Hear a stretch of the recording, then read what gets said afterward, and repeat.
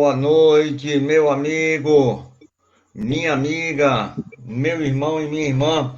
Que felicidade, que coisa linda, divina e maravilhosa. Estamos hoje aqui na Web Rádio Estação da Luz, a sua rádio que emana paz aqui de Natal para todo o planeta Terra. E 19 horas em Natal é o horário do programa Estação da Luz. E a Web Rádio Estação da Luz, ela tem um apoio institucional da Casa Espírita de Emanuel, do Pronto Socorro Espiritual Fabiano de Cristo, do Pronto Socorro Espiritual Maria do Pão, do Grupo Caritativo São Francisco de Assis e também do Movimento Espírita do Rio Grande do Norte. E sendo sexta-feira, é o dia, é a hora do nosso irmão José Soares, essa enciclopédia viva do Espiritismo aqui do Rio Grande do Norte, que vai falar mais uma vez sobre a obra do nosso querido Chico Xavier e hoje focalizando o livro Ave Cristo. Meu amigo Soares, muito boa noite mais uma vez. Muitíssimo obrigado por você estar aqui na nossa web rádio Estação da Luz.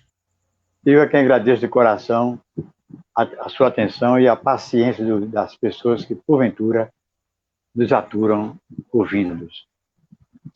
Muito bem.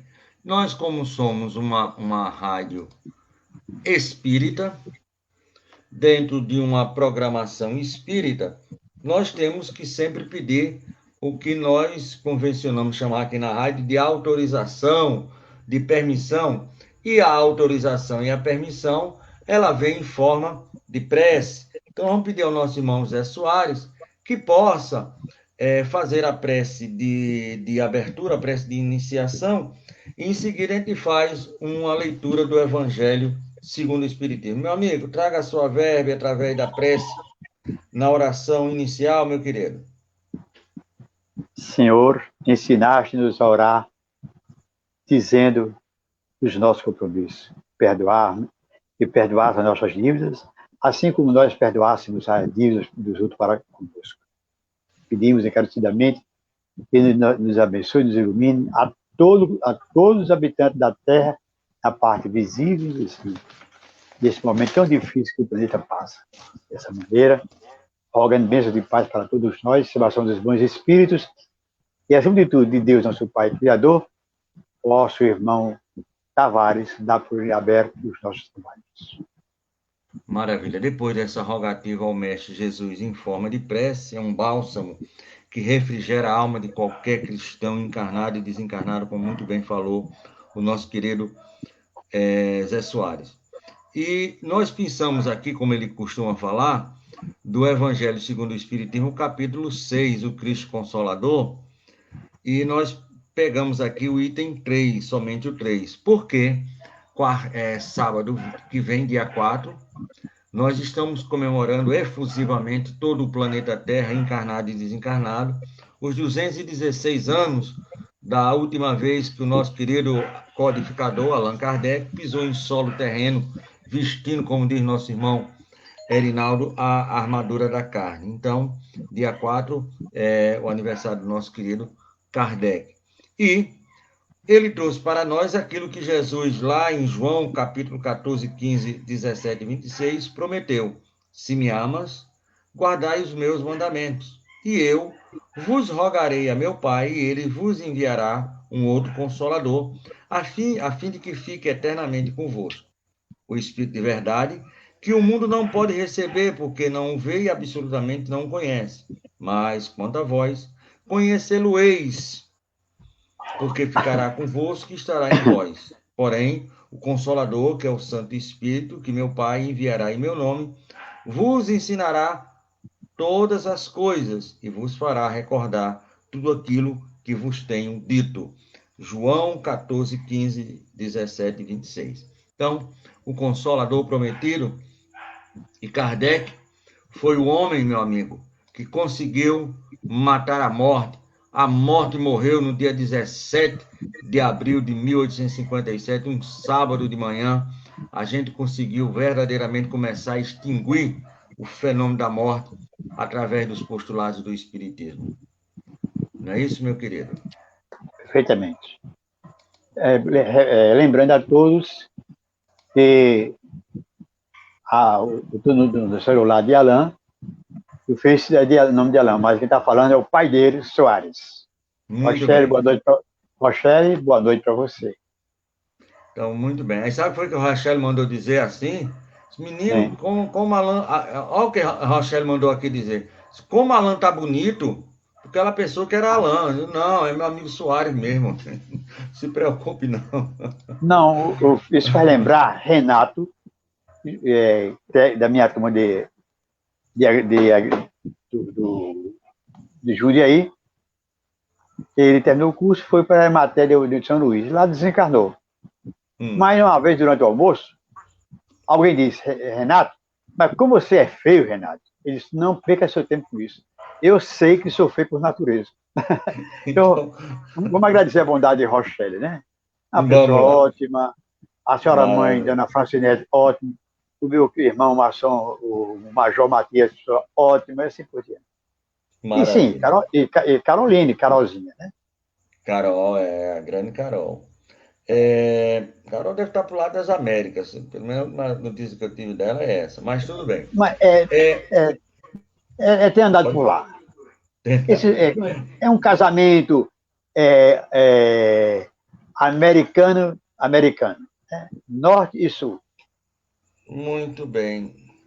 O livro Ave Cristo, que a gente vai estudar hoje, é o 50º livro do nosso querido Chico. Ele é de Né? 1953. E ele fala sobre a partir do ano 300, basicamente, da nossa era, como é que está o cristianismo.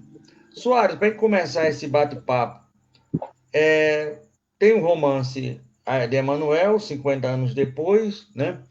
Temos É, também a Renúncia sequência. vem depois. Há 2000 anos, 50 anos depois, Ave Cristo, Renúncia. Essa série, a chamada série histórica. Não, Paulo Estevam vem antes, né? De Ave Ah, Cristo sim. vem. É que Paulo Paulo. Estevam.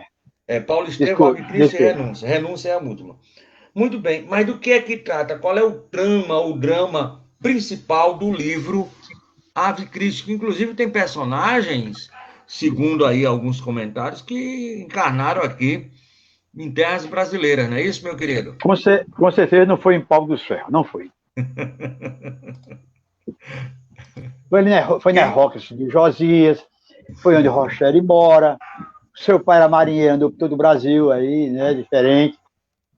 O livro trata do cristianismo do terceiro século. As últimas testemunhas de Jesus desencarnam no final do primeiro século. João Evangelista, com 100 anos, outros 104 anos e por diante. No terceiro século, já são as pessoas que conviveram de uma forma ou de outra com os apóstolos ou com os discípulos desses apóstolos, por exemplo. Tá Hum, certo? É diferente. Você vê que Santo Irineu, que é falado aqui na obra, o Irineu, ele configura-se como sendo, ele configura como sendo um menino um aluno bem aplicado de Policarpo de Esmirna. Policarpo de Esmirna conviveu com apóstolos ou com pessoas muito ligadas aos apóstolos. Por isso que o Policarpo de Esmirna é citado na obra, em termos da patrística católica, qualquer que seja o ramo do catolicismo, sim. romano, ortodoxo, grego, russo, noaquita e assim por diante, ele é uma autoridade nesse campo. Então, do século terceiro já começaram a rarear essas pessoas. Aí veio uma nova leva, digamos assim, de missionários digamos assim, que trabalharam a questão do cristianismo já um pouco distante do fervor, da alegria, do entusiasmo da casa do caminho em Jerusalém.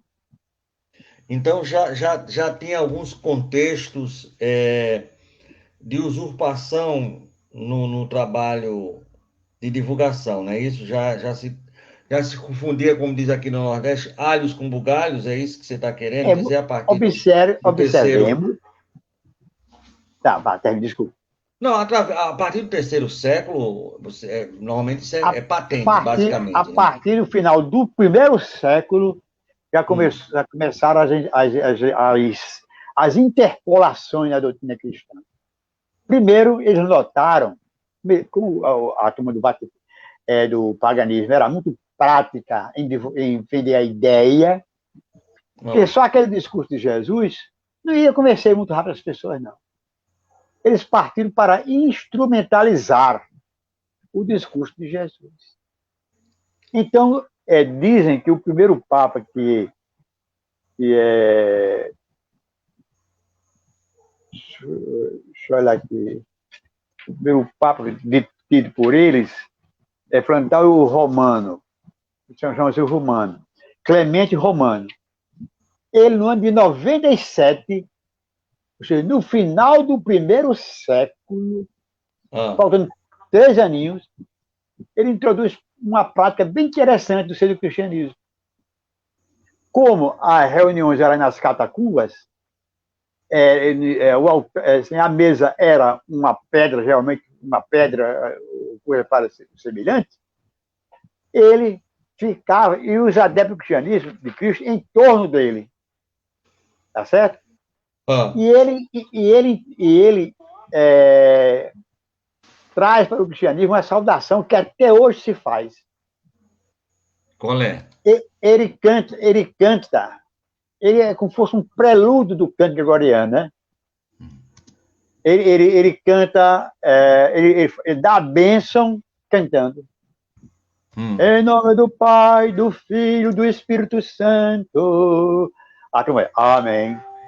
Ele já começou a fazer isso. Quando chega no segundo século, que é onde se situa o romance, 50 anos depois, eu quero deixar para Fábio Fidelis, que é expert nisso, que fez todo aquele trajeto que ele fez na Itália, de Marinha, ele fez o trajeto. Sim. Se não der certo com ele, a gente traz Cláudio Viana, que também fez o trajeto também. É outro fã dessa ideia. Então, na via Nomentana, à noite, os cristãos passavam um por outro e faziam o sinal da cruz, para dizer que era cristão e que ele estava indo em direção às muralhas do fim da Via Nomentana, onde tinha alguns cemitérios antigos. Então, essa ideia foi introduzindo de forma gradativa. Não foi de repente. Não foi uma Okay? coisa que foi acontecendo ao longo de 2 séculos e meio, com segurança. Com segurança. Certo. Quem são os personagens principais do livro? Nós vamos encontrar, a meu ver, o nosso querido Bezerra de Menezes, né? que é o nosso amigo, que é Apio Corvino. Tá vendo o filho dele, de Menezes, devasso na Roma Antiga, à frente de saqueadores, de perturbadores das ordens cristãs, que reencarnou no Brasil, e é Arnaldo Rocha, da União Espírita Mineira, amigo de Chico Xavier, autor de diálogos de Chico Xavier, uma pessoa que tiver... Instrução psicofônica. Também ele organizou. Chico Xavier tinha por ele a maior admiração. E Varro, e nosso amigo, o nosso amigo Bezerra Menezes, que é Apio Corvino, vai conversar na reunião. Aqui diz o seguinte: em torno da Terra, numa região elevada, estava havendo assim como fosse o nosso lar, do mais alto nível, estava se preparando uma turma para reencarnar e lutar pelo cristianismo. queria sacrificar nas arenas, basicamente. Quando o nosso amigo o Corvino entra. E o que está falando é Varro. Ele grita, Varro, meu irmão. Aí Varro para toda a expulsão, desce e o abraça. Aí pergunta, em que eu posso servir? Aí quando ele pede a Varro para reencarnar, para ver se recupera o filho dele, que é Arnaldo Rocha. Varro não dá como é que se diz, não dá a ele a carta, a libertação, não. Ele disse, olha, eu tenho visto, o nome dele era Tassiano, o nome de Arnaldo Rocha. De Arnaldo. O filho que seria de Bezerra, que seria o personagem que tinha sido filho de Bezerra. O Tassiano era filho de Apio Corvino. E Varro era um espírito de alta envergadura que estava ali preparando a turma. E a turma, e ele disse, olha, Varro, olha meu caro Apio, eu acho difícil de se recuperar tão cedo. Aí Varro disse, quantos anos você me dá para me lutar por ele? Ele disse, eu dou a você 5, seria uma espécie de 100 anos, 20 lustros. 20 lustros. E lutou. Mas foi uma luta. Eu acho que a reencarnação do Arnaldo Rocha no Brasil foi a reencarnação redentora dele. Porque ele foi excepcional junto a Chico Xavier. Então, a turma era trabalhada para descer a terra. E é nessa instância que a gente pode corrigir um erro. Qual?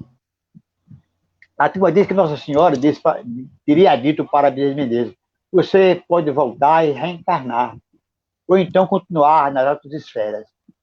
Eu não li ainda essa referência em outro livro, não. Agora no livro Ave a Cristo,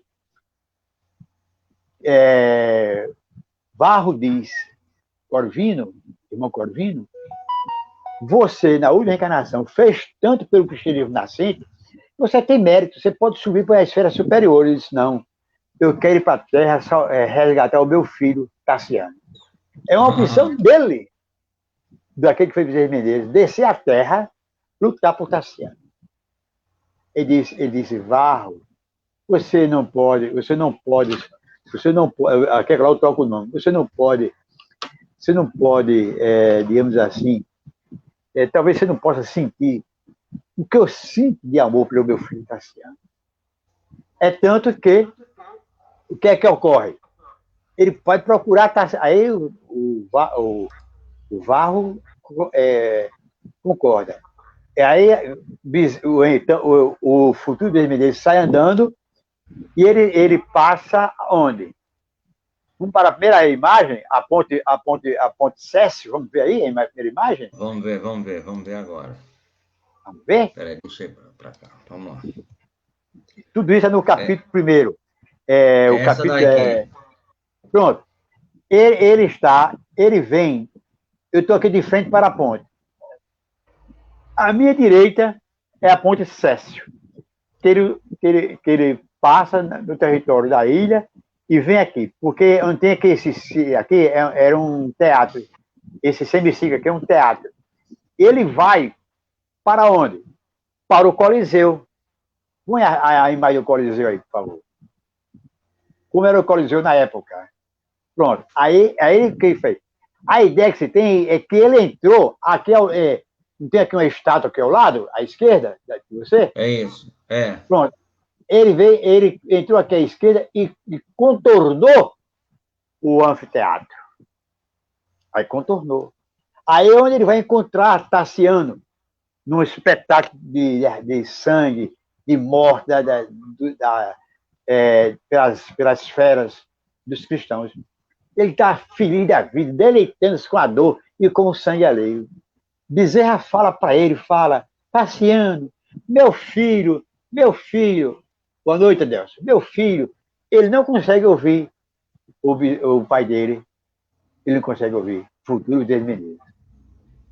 Muito bem. Ó, quem manda aí abraço para você, além do meu amigo Quem Décio é? Soares, também o nosso irmão Shakespeare Lemos de Ô, Aguiar, famoso Sheik, Sheik, Sheik, eu né? sinto saudade de você, em nossos papos gostosos, o seu conhecimento doutrinário, a sua seriedade de propósitos, tudo isso me encantou. Muito bem. Ô, Um Soares, momentinho.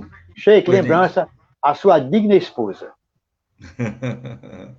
Não, é um espírito superior, né? Porque aguentar Sheik só um espírito superior das mais altas hierarquias. Meu amigo Lívia está longe, sabe? De chegar perto da candura É, da esposa. Muito bem. Você falou que a partir já do ano 97, se eu não me engano, você falou aí, o o Papa Clemente Romano, Clemente, Clemente, já, Clemente de Roma de ou Roma, Clemente o Romano, o era como era Romano, conhecido. já É. fez interpolações. A que se deve isso? É a fragilidade daquelas reencarnações que ali já começavam a sair aquelas primeiras estrelas, vamos dizer assim, de primeira grandeza, já começava a entrar, já vamos atraindo para o dia de hoje, o baixo clero, ou teve alguma outra conotação que as próprias trevas aproveitou aquele momento para já começar a fazer um trabalho de desaliciamento, vamos dizer assim, das colunas que o Cristo colocou na Terra? Tomemos emprestado um raciocínio do professor José Herculano Pires. Ele escreveu um artigo no Jornal Espírita, uns 30 ou mais anos atrás, estava encarnado ainda. O nome do artigo chama-se, o artigo intitula-se, melhor dizendo, A Vingança dos Deuses. Ah. Ele cria uma figura que os deuses se reuniram no Olimpo para se vingar do atrevido filho do carpinteiro. Porque eles tinham perdido toda a pompa. Toda a pompa. Acontece é que com a andar da carruagem, foram havendo não só interpolações, como nós fomos adaptando as imagens do cristianismo para a doutrina de Jesus. O meu sempre citado escritor Ernest Renan, ele diz: o cristianismo paganizou-se muito mais rápido do que o contrário. Certo? Então, o que é que ocorre? De repente, o cristianismo assume ares de paganismo, na sua parte estética. Porque na parte interna, continuou os cristãos sensatos, como tem hoje, os cristãos católicos, os cristãos evangélicos, luteranos, que, deixando de lado o aspecto exterior, volta-se para dentro e ora a Deus, a Jesus, oram a Maria, pessoa que eu tenho por ela profunda admiração, ora àqueles que são chamados de santos. Ótimo. No entanto, acontece que há um raciocínio posterior de 70 anos atrás, do ex-padre jesuíta, Huberto Holden. E quando chega aqui em Natal, era criança, não consegui ver. Holden diz: os cristãos mandaram para o Oriente o apóstolo das Índias, como era chamado, acho um jesuíta, que foi canonizado, chamado São Francisco, o apóstolo das Índias. Não, São Francisco Xavier, apóstolo das Índias. Quando ele chegou no Oriente, a Índia já tinha 6 mil anos daquelas práticas religiosas. Ele foi só. Quando os missionários jesuítas chegaram na China, o que é que Marcos Polo diz nas suas memórias de viagem? Eu vi igrejas cristãs na China, ligadas à doutrina nestoriana. A essa época, a Igreja Católica Romana tinha tinha lançado anátema, ou seja, a condenação sobre os nestorianos. Sim. Aí, mas lá na Índia, na China, já tinha Lao Tse, tinha Confúcio. Na Índia, que já tinha Buda, que entrou na China e fez um estrago medonho lá, dominou amplas áreas. Aí dominou em seguida o Japão. Aí foi, até hoje, é senhor da ilha. Aí o Beto Rodd disse, para a direita, o Oriente não deu certo. Para cima de Roma, era gelo. Era o polo. Para baixo, era África. Maomé, não tinha tomado conta. Aí só restou o quê? Norte, Sul, Leste, Oeste. Aqui, as Américas. Mas a América do Norte já vinha com uma forte cultura anglicana. De base puramente maçônicas, muito seguras. Aí restou Brasil e Argentina, como país de expressão.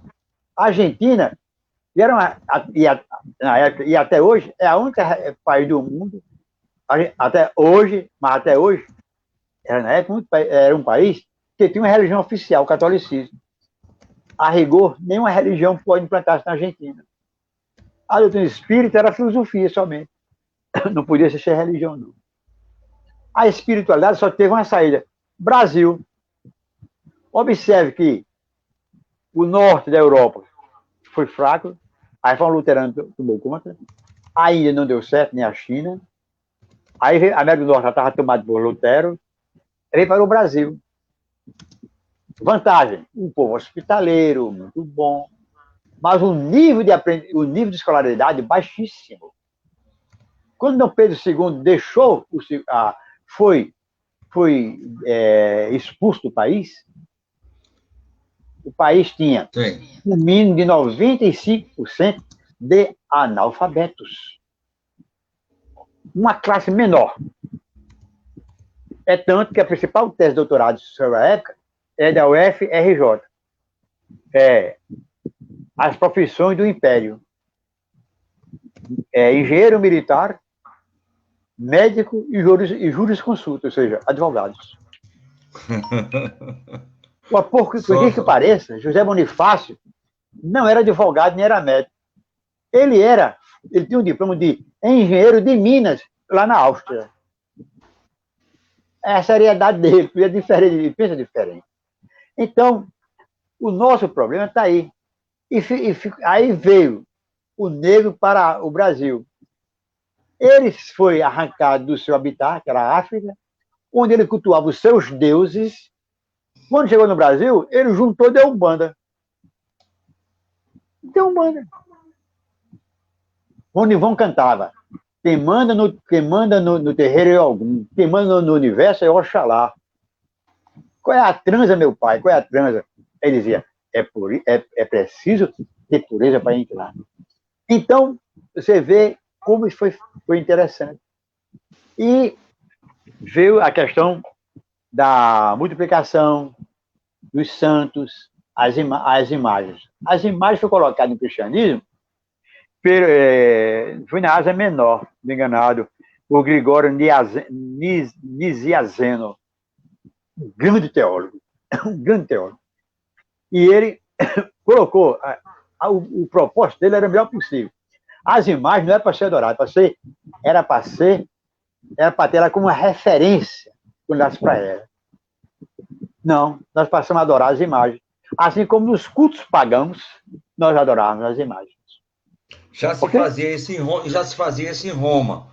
Então foi algo que se pegou do paganismo romano, ou do paganismo de uma forma geral, entendendo aqui paganismo, tudo aquilo que é antes do Cristo, não é que é anticristo, mas antes da vinda do Cristo ao planeta Terra, tem o chamado paganismo, né?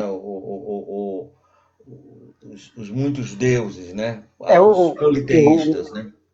O Ronivon canta uma música, declama poesia no LP dele, chamado Atlântida. Ele disse: Da Atlântida partiram todos os deuses que habitaram a Terra. Quer dizer, isso vinha encrestado. A mensagem do cristianismo foi envolvida nessa argamassa. Quem consegue reduzir essa capa grossa, não errada, foi o Papa João XXIII, que ele deixa de lado a filosofia teológica tridentina, que vai de 1518 até 1965. Missa em latim, adoração, procissão, incenso, tudo. É João XXIII que começa a fazer essa abertura. A gente vê hoje em dia, eu não vou à missa, eu não sou católico, mas eu respeito. Aí aqui lá eu boto para ver como é que nós somos católicos.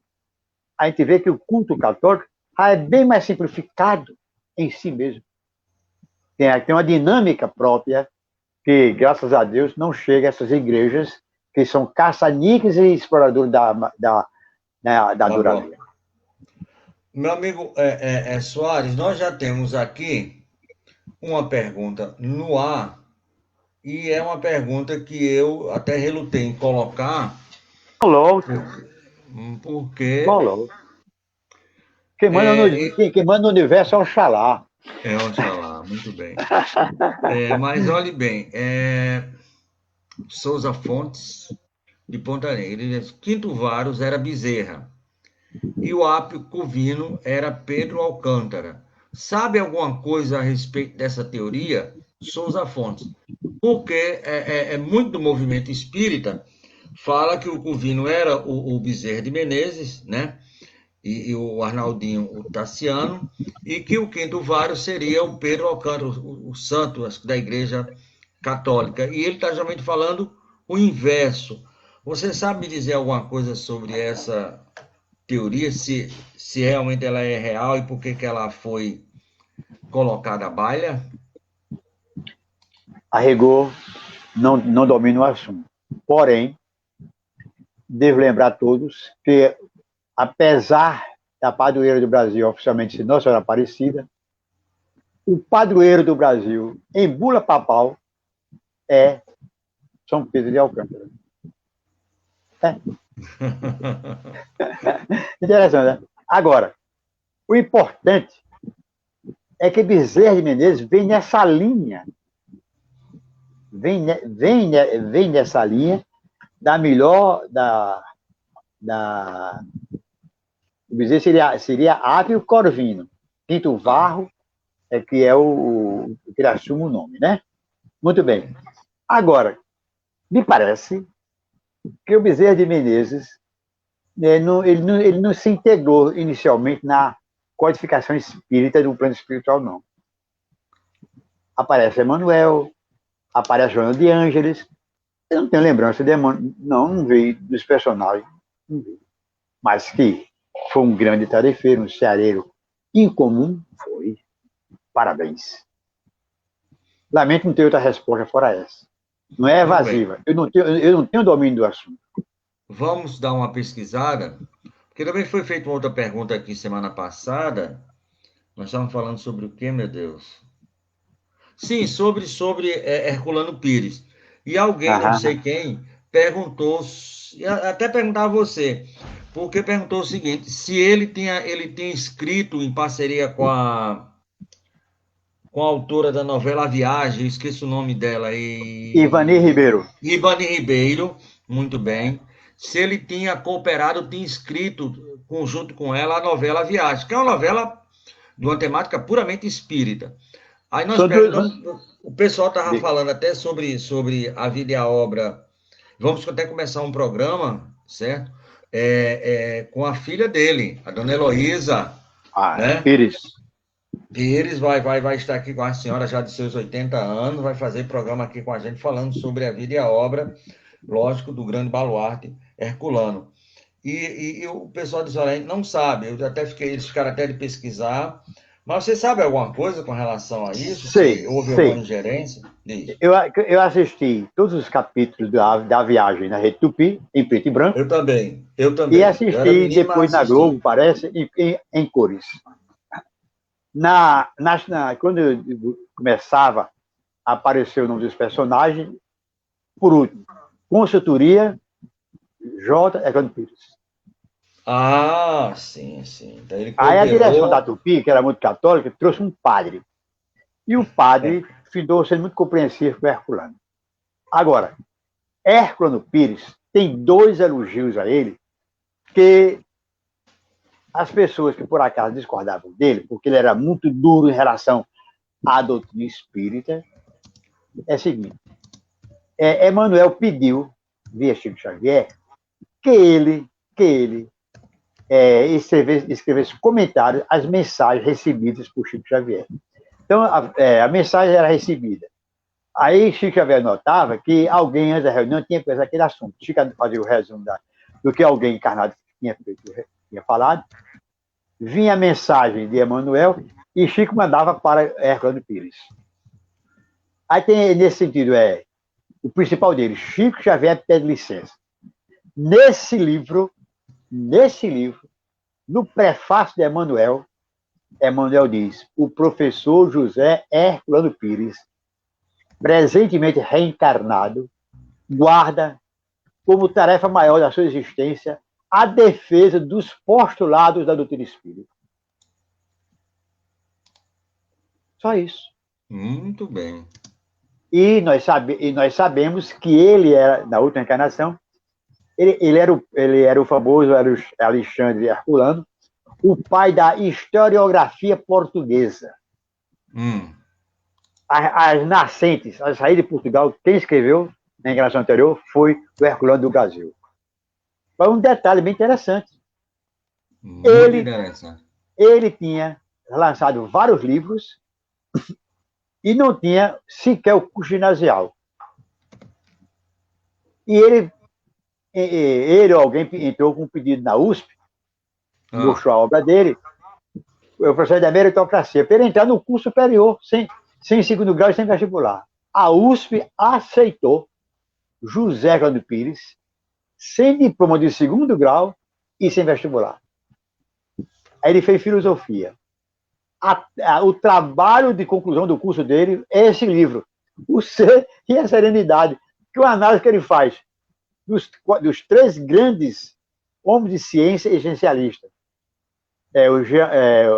O Sartre, o Marcel e um outro que agora deve ter esquecido. Ele faz uma análise. O trabalho dele de conclusão foi esse.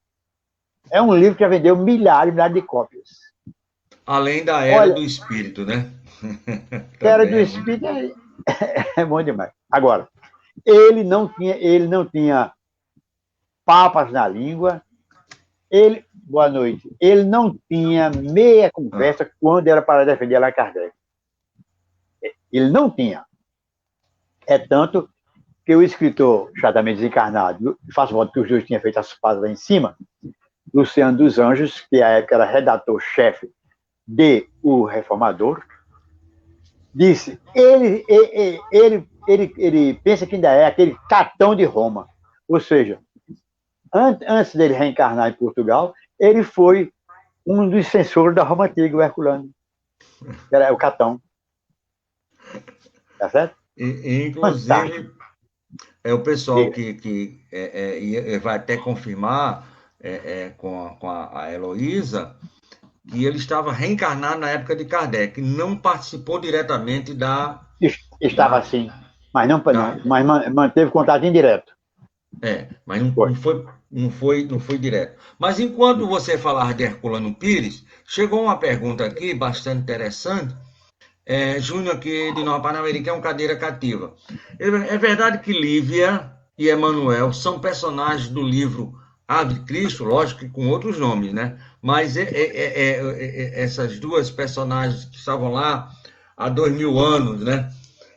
Também fazem parte desse livro Ave Cristo. Com certeza, Emanuel estava. E como o livro é muito ligado a Emanuel, pressupõe que sim.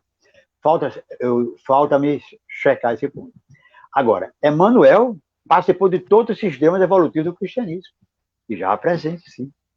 Já presente. Com certeza. Muito bem.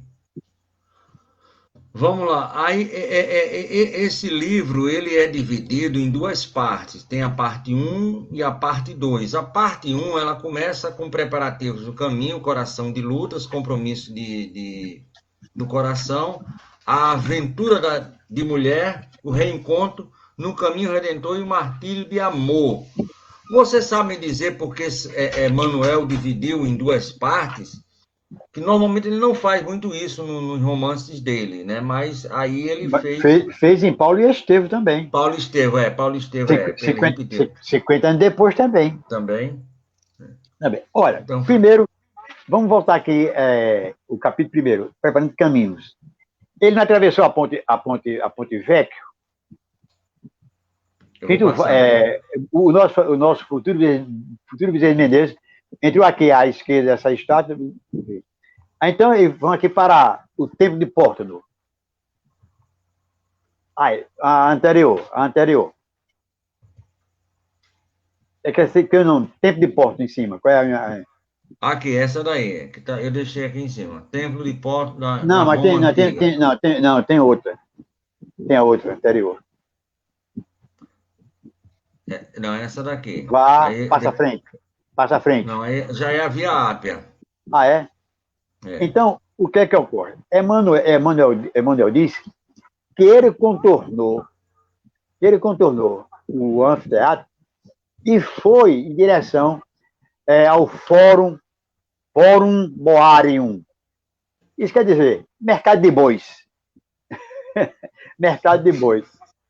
Então, quando a senhora, provavelmente que eu for para Caicó, Corre Nova, eu não vou lá para o mercado de boi, eu vou para um Fórum Boários. Pronto.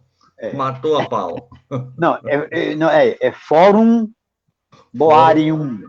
Boarium, pronto. Pronto, você vê no final. Fórum Boarium. Então, ele foi lá. Só que ele disse que foi para o templo da deusa da fortuna. Esse templo ele denominou como sendo o templo da deusa da fortuna. E eu fiquei intrigado durante algum tempo, para dizer meses, que na Roma Antiga, eu conheci essa área pessoalmente, na Roma Antiga não tinha um templo dedicado à deusa da fortuna. Aí eu peguei um guia da Folha de São Paulo, alguns anos depois, e verifiquei o seguinte: o templo que está aí na telinha aí é o templo do deus Pórtonos, deus dos portos, rios e canais. Só que os antiquários, os comerciantes que vendiam antiguidade em torno dele, o denominou de o templo de Fortuna Virilis. Então, na literatura romana, no registro, é o templo do deus Pórtonos. Mas no popular era o templo da fortuna. Da deusa da fortuna. Ou seja, Fortuna Virilis. Então, ou Fortuna Viril. Os antiquários fazem isso. Tudo isso para dizer que, como o rio Tibre era um rio mais caudaloso do que o atual, os navios entravam com a saída de Roma. E esse templo e essa deusa, os romanos criaram, digamos assim, para proteger das enchentes e assim por diante. Mas é um templo muito bonito. Não tem uma imagem sozinho, não? O templo sozinho, não? Não, se você me passou, foi só essa daqui. Vá passando o restante, ver se a gente consegue ver. Não, foi só essa, que aí já vem os padres, a Via Ápia. Muito bem. Então, ele é um templo muito bonito. Agora, para a felicidade de quem ama a história, eu sou louco por ela, ele foi preservado, porque no século IV, a Igreja Católica em Roma transformou numa Igreja Católica. O motivo pelo qual como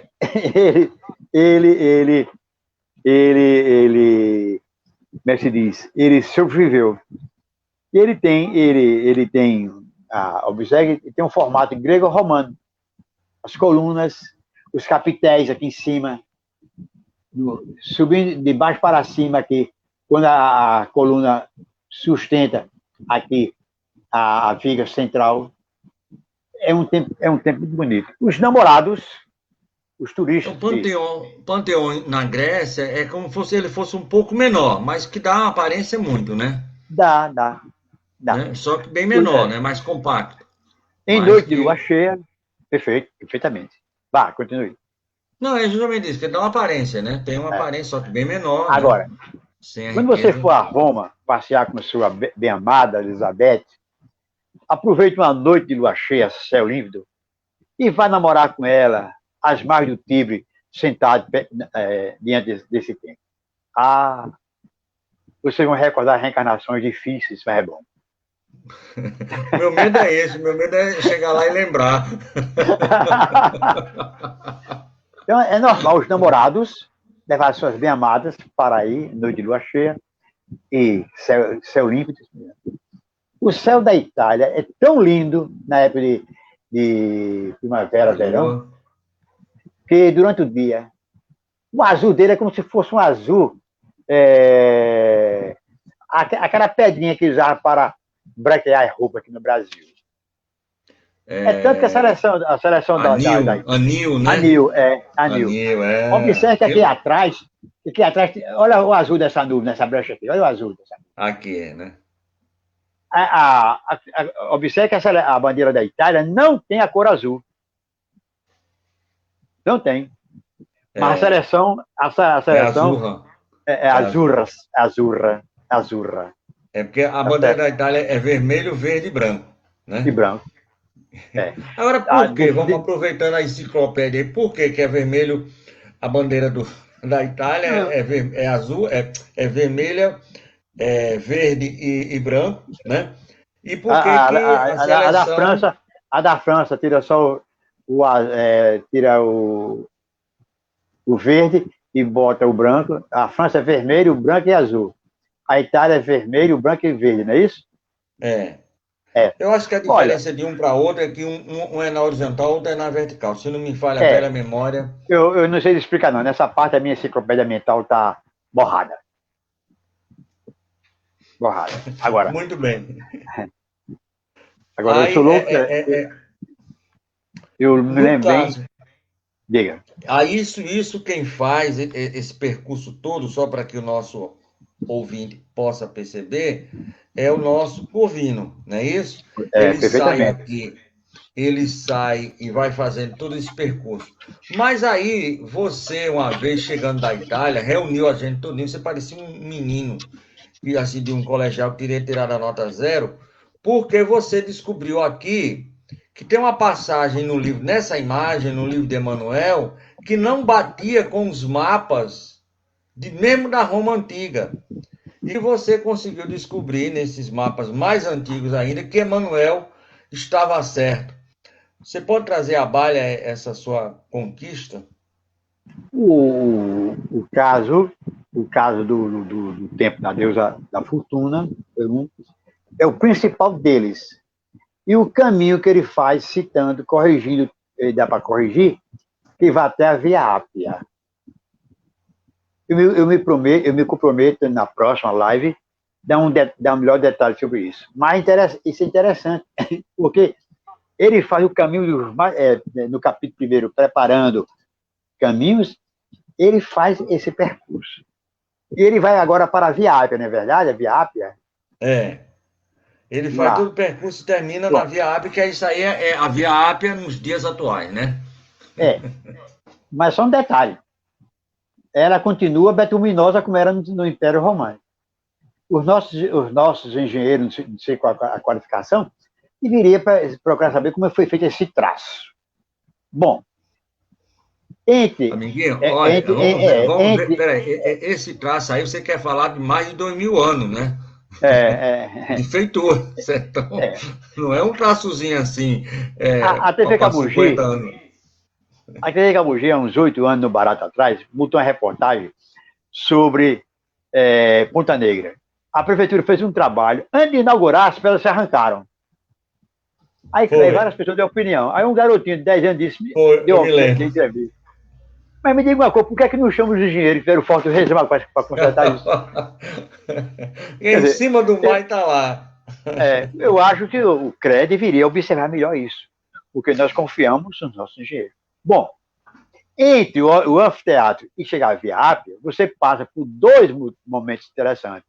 As termas de cara a cara, aí, aquele local, anda a partida final entre Itália e Alemanha, na Copa de 82, os quatro tenores fizeram aquele show.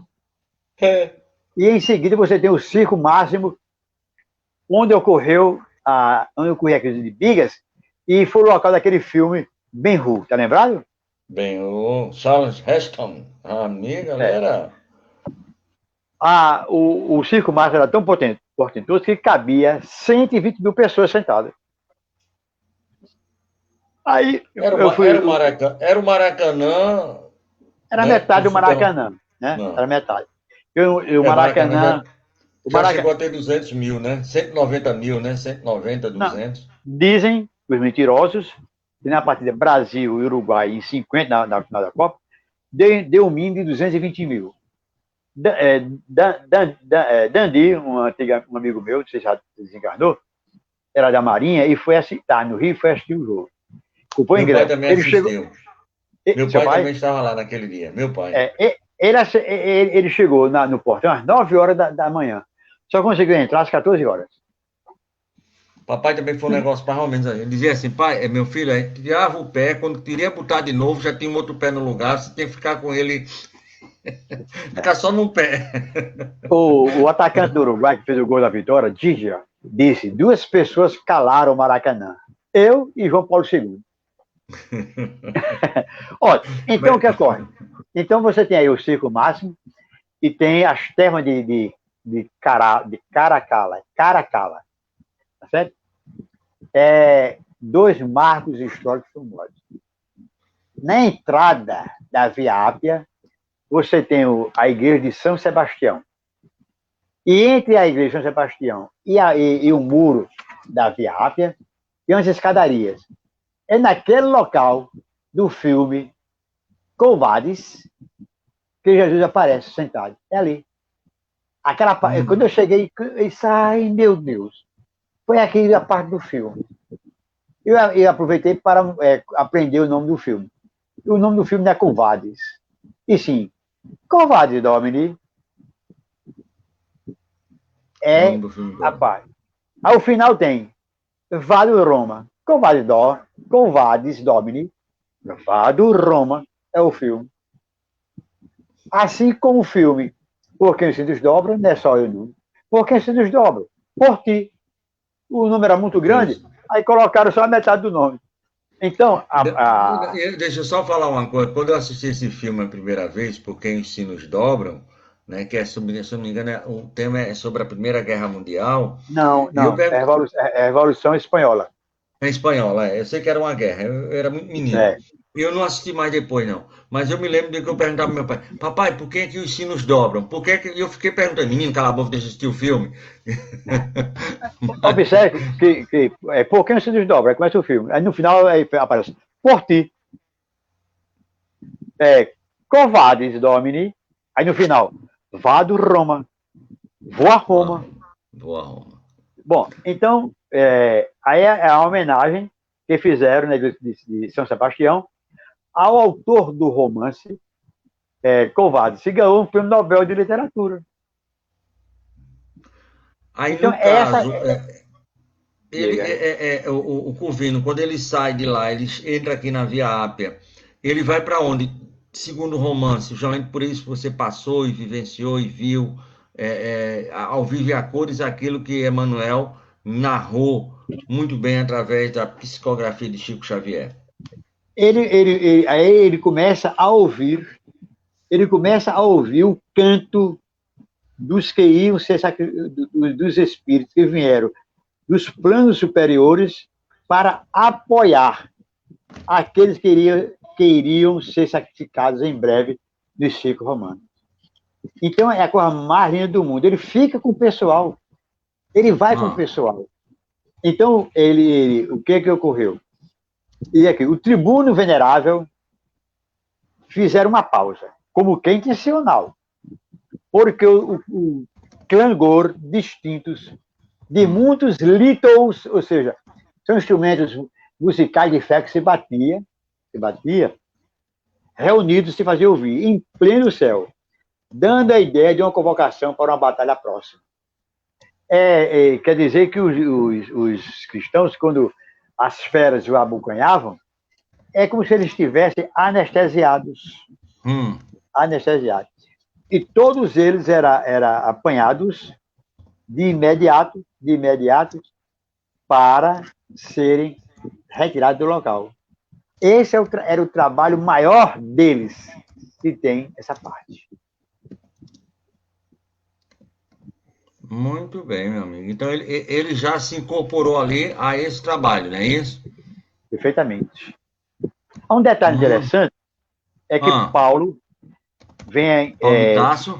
Paulo de Tarso, no seriado da Rede Globo, há uns 30 anos atrás, Pedro e Paulo, e ele vem preso, aí vem aqui pela Via Ápia. Quando Lutero, que é Paulo reencarnado, vai a Roma, ele entra pela Via Ápia. Quando Lutero divisa Roma, ele se ajoelha e diz: Roma, eu te saúdo por 3 vezes 3. Essa saudação me cheira muito bem.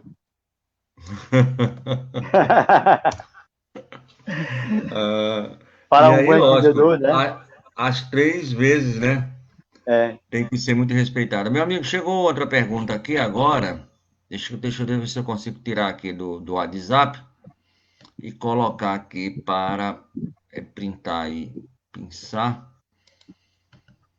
Deixa eu ver de quem é. Sim, Silvia Almeida de Açu. Esse filho de Bezerra foi aquele mesmo que teve um caso sério de obsessão e faleceu devido a essa obsessão? É isso, senhor Soares? Porque Bezerra teve um filho que veio, tem até um negócio muito bonito, que até o Divaldo fala, que o doutor Bezerra estava na federação e o filho dele estava com um problema sério, ele pediu para conversar, um negócio assim. É esse mesmo filho que depois veio ser Arnaldinho ou é outro caso diferente? Deve ser outro, porque o menino, o nome dele, o Arnaldo Rocha, ele é do século XX. E Bezerra aparece na federação no final do século XIX. Eu creio que, permite dizer nossa querida irmã, me cobre na próxima live, eu vou procurar isso, mas eu acho um pouquinho estranho ele ter sido desse jeito. Acho um pouquinho estranho. Quem dizer não é rosa. Quem acha, vive se perdendo. Tá certo? Então, como eu acho, tudo bem. Agora, o importante é que o sangue desses mártires cobriram de glória o cristianismo. É tanto que a Igreja Católica tem santos, tem o Anto do Santo, que dá um nomezinho, tem doutores, mas para a Igreja Católica, o maior título que ela concebe a uma pessoa é ser mártir de Jesus. Então, para ela, é top de linha, os mártires. Os mártires de Uruaçu, na concepção católica romana, estão acima de qualquer doutor, estão acima de Teresa d'Ávila, e assim por diante. Porque eles deram a vida dele pelo ideal de Jesus. Tá certo? Então, o que é que vai ocorrer? Nós vamos encontrar os grandes mártires em Lyon, terra de Kardec, no ano de 1177, que é citado, é citado por Irineu. Irineu é tão importante. Passa essa última página aí, que é a capa do livro da Patrística, por favor. Espera aí, um momentinho.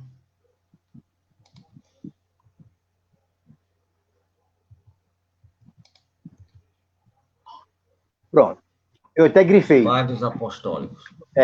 O Policarpo de Esmirna é citado aqui por Emmanuel.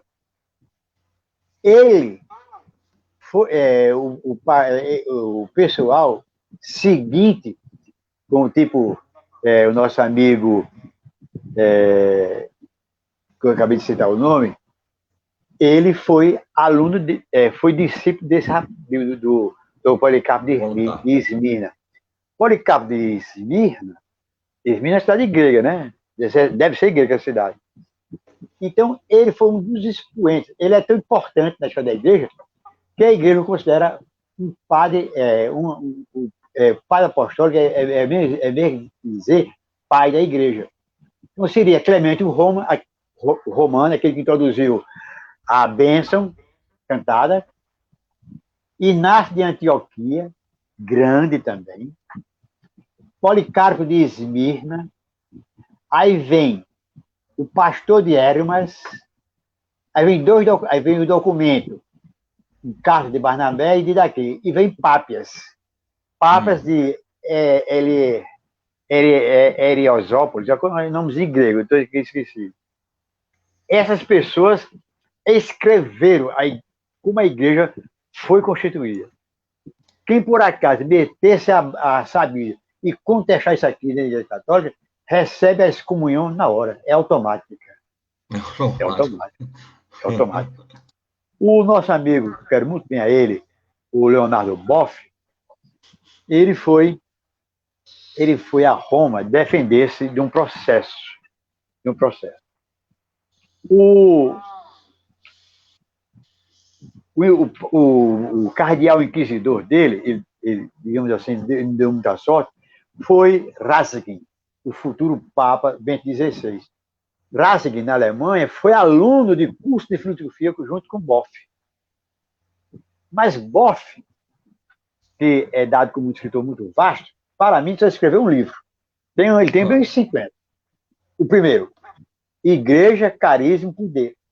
Na primeira página, Boff faz uma citação de Ratzinger, ou Bento XVI depois, e se o senhor tirar isso aqui, não haverá nenhuma punição para o senhor. Ele disse, não, tiro não.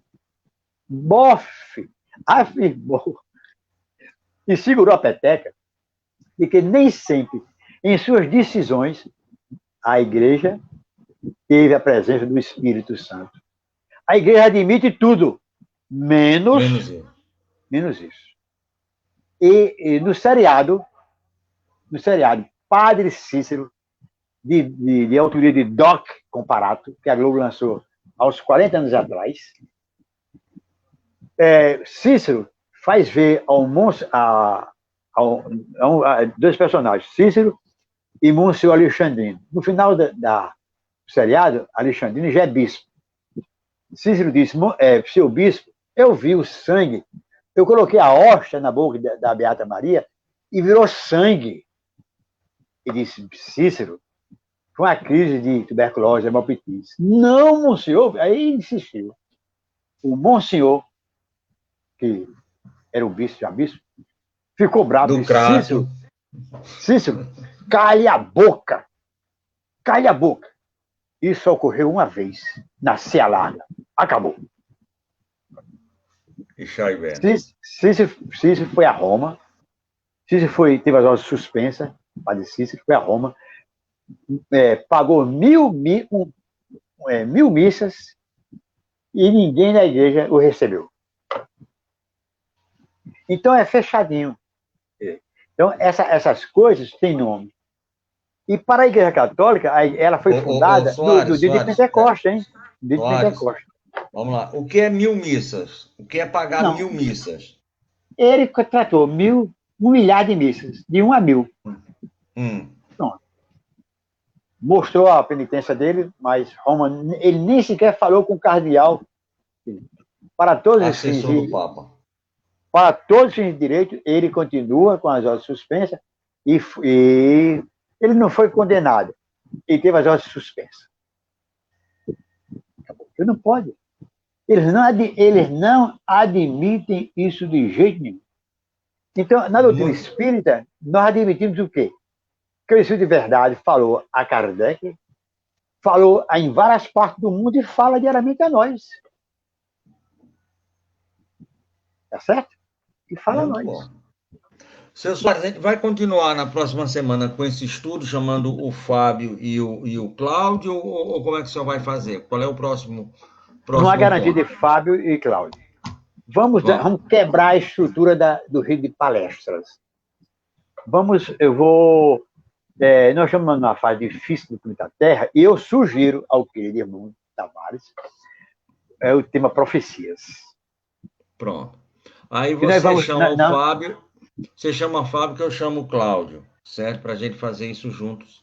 Não, Fábio e Cláudio, 50 anos depois. 50 anos depois, certo. Olha, Fábio e Cláudio fizeram aquele roteiro de Marina. Fizeram o roteiro todinho. Sim. E eu falarei sobre as profecias. Inclusive, que vai. São os 10 maiores profecias do Ocidente. Se você aceitar, nós daríamos ênfase às profecias de Apocalipse, as principais, a monja de Dresden, na Alemanha, Nostradamus e Malaquias, na Igreja Católica. No século XX, não na seara espírita, se eu disser seara espírita, vão me matar. No momento espírita, nós analisaríamos as colocações de Ramatiz.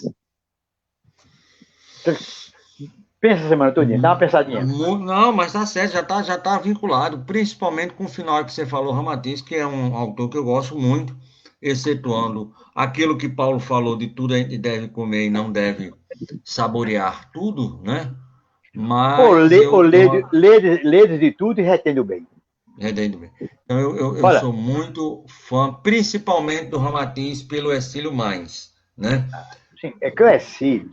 É como você pegar Chico Manuel para outro autor, outro médico qualquer. É respeitável. Mas o Hercílio, ele tinha um conhecimento muito forte no campo das ciências terrestres. Por problema de saúde, ele não pôde continuar no curso de medicina, aí fez contabilidade. Foi um senhor médico, radiestesista, e passava remédio de curas de raiz de planta. Agora, o problema nós vamos achar as profecias citando Allan Kardec. A pergunta 11, se eu não estou enganado, do item 189, do livro dos médios.